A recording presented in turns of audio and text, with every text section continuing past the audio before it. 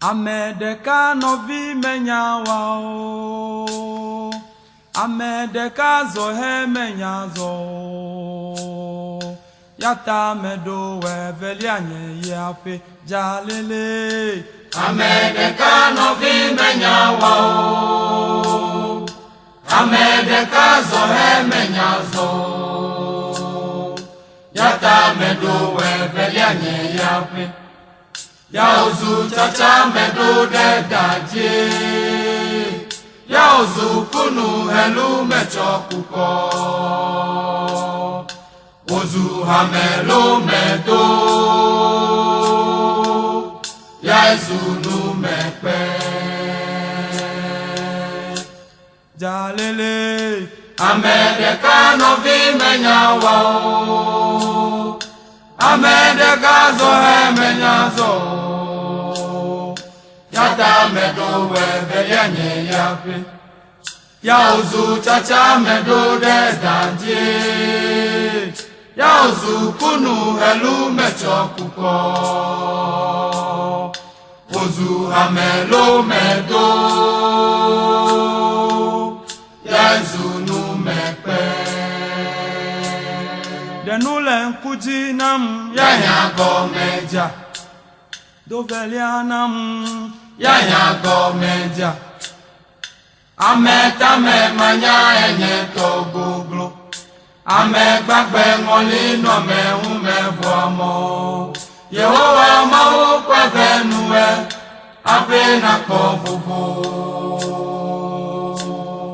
De me nyame duongo.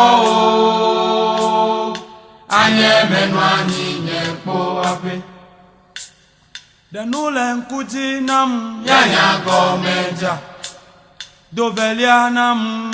Yanya gomeja. Ameta me manya enye toguglo. Ame gbagbe ngoli no me ume vuamo. Yehowa mawu kwevenue. Ape na kofufu. Jeme nyame duongo. Anye menu anyinye po ape. Yento noviye. Bam bam. Eyeto velianye. Bam bam. Yazukuna mulo. Yazukuna mulo. Deke deke mevemo.